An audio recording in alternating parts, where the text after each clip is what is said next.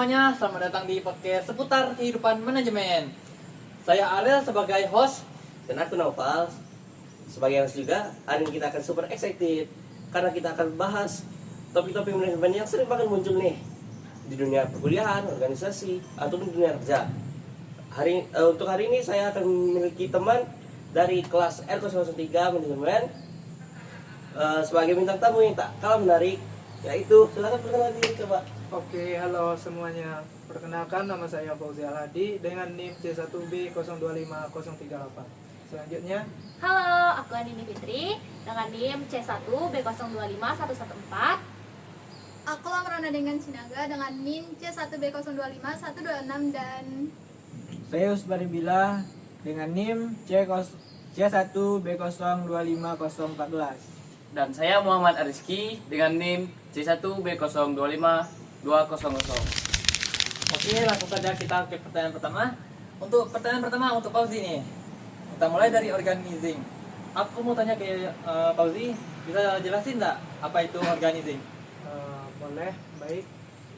Organizing itu sangat penting dalam kehidupan sehari-hari, terutama dalam suatu organisasi, kelompok atau perusahaan-perusahaan besar yang ada di sekitar kita saat ini.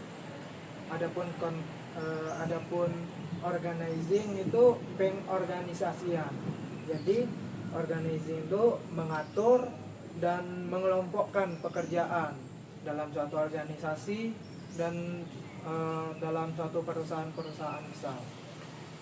Untuk contoh nyatanya apa sih itu? Kayak contohnya nih, kita nggak perlu ambil contoh jauh, kita ambil di dunia perkuliahan saja. Kayak kerja kelompok, kita selalu ada kerja kelompok nih. Dalam kerja kelompok tuh organizing sangat penting, seperti mengelompokkan tanggung jawabnya sendiri dalam kelompok tersebut.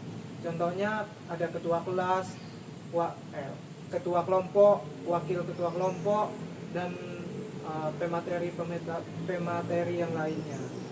Kalau mungkin dalam dunia kerja tuh bisa mungkin jadi direkturnya, ada HRD-nya untuk membackup semua kerja yang tidak mungkin kan satu kerja tuh di backup terus sama direkturnya kan. Nah, iya, selebihnya kayak gitu. Oke. Makasih untuk Fauzi. Oke, selanjutnya kita mungkin akan ke Andini dulu nih. Mau tanya nih, gimana sih soal koordinasi dan rentang manajemen itu sendiri? Oke, koordinasi aja dulu ya. Koordinasi itu adalah proses menyatu padukan dan menyelaraskan seluruh kegiatan dan upaya individu atau unit dalam kelompok supaya bekerja dalam suatu harmonisan untuk mencapai tujuan bersama secara efisien.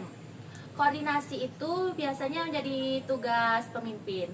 Contohnya nih, seperti dalam kehidupan sehari-hari, kita ini mau masak sama bareng keluarga atau teman. Nah, satu orang itu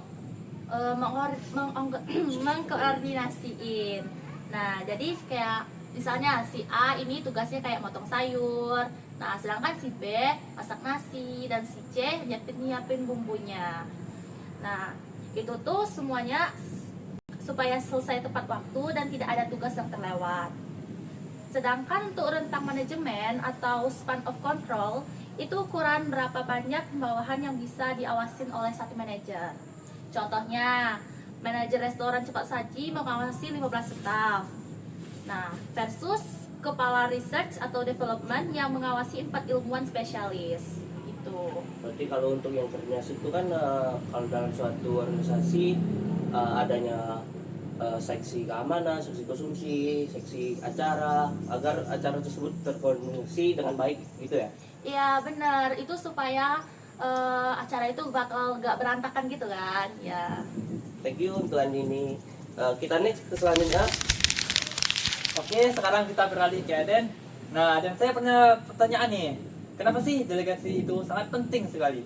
karena kan pemilik tuh nggak bisa ngerjain semuanya sendiri. Terus kalau dipaksa pastinya keteteran dan kerjaan jadi lambat atau tidak tepat gitu kan. Nah, delegasi itu bukan cuma tentang ngasih tugas doang, tapi juga ngasih wewenang dan tanggung jawab ke orang lain biar hasilnya lebih maksimal dan kerjanya jadi lebih cepat. Ada nggak sih contoh real life-nya untuk itu tuh? Nah, ada nih kayak usaha di samping rumah aku kan, itu mereka tuh produksi roti. Nah, ownernya ini yang handle semuanya sendiri, dari menerima pesanan, ngatur produksi, beli bahan baku, dan ngurus keuangan sampai ke pengiriman. Nah, ownernya ini kayak gak bisa handle semuanya sendiri kan, jadi pesanan tuh sering terlewat dan roti yang diproduksi juga hasilnya tidak maksimal. Jadi ownernya tuh cari karyawan, kayak karyawan yang udah berpengalaman gitu, terus ownernya ngasih tahu kualitas roti yang maunya gimana, terus jumlah yang harus dibuat setiap hari, dan juga ngasih wewenang semisal ada barang yang habis atau perlu dibeli tambahan gitu.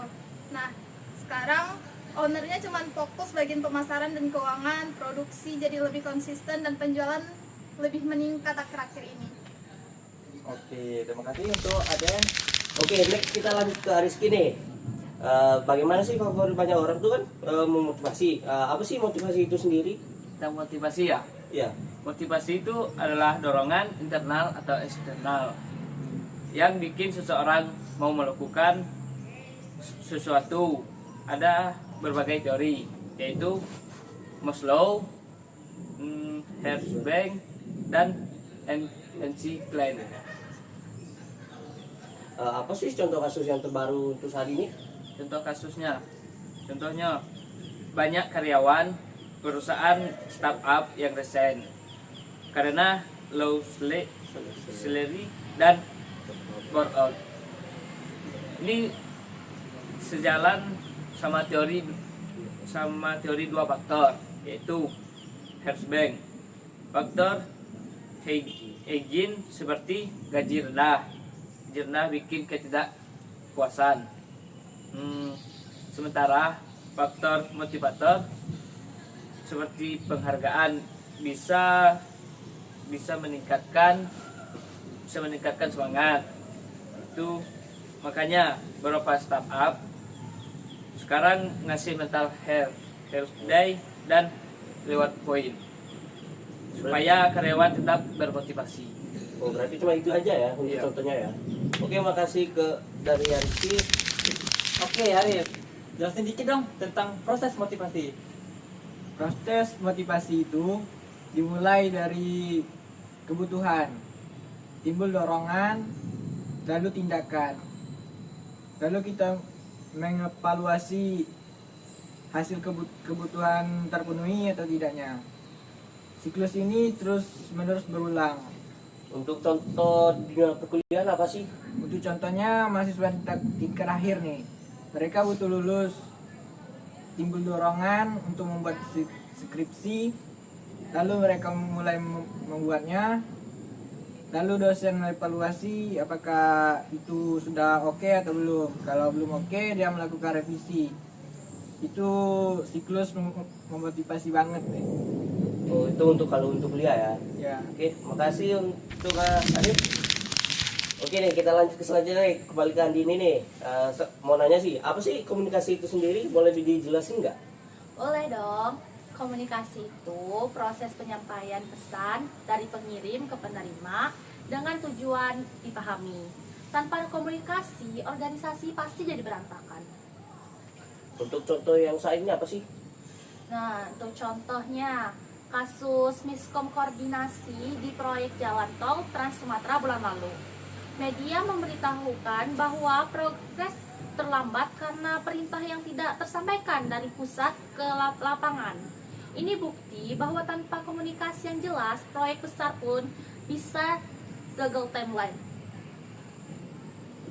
Berarti untuk komunikasi itu sangat penting ya, agar tepat dan tidak berita itu salah yang didapatkan orang. Iya, tanpa komunikasi yang baik, semuanya pasti jadi berjalan tidak lancar dan berantakan gitu.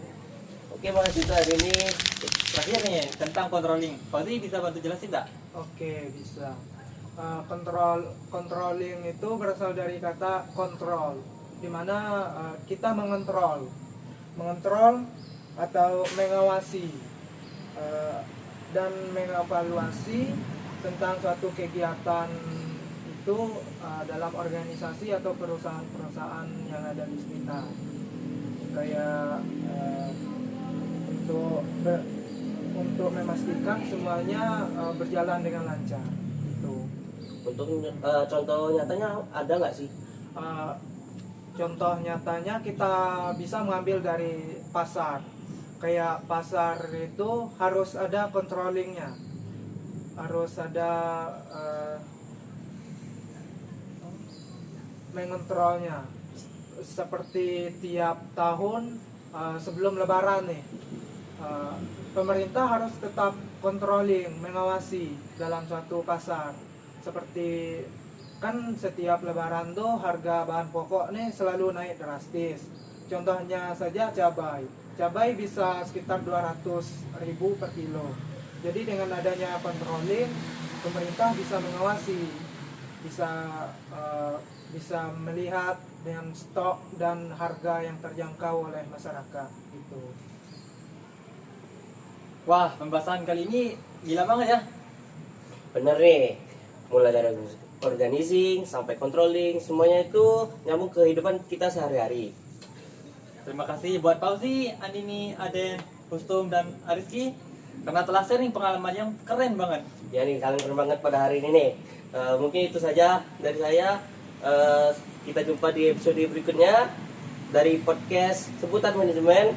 Saya Noval. Saya Arel. Saya tutup dengan assalamualaikum warahmatullahi wabarakatuh. Bye-bye. Wah, langsung gelap. Dia bilang kepotong lagi kau Red. Coba lihat lagi.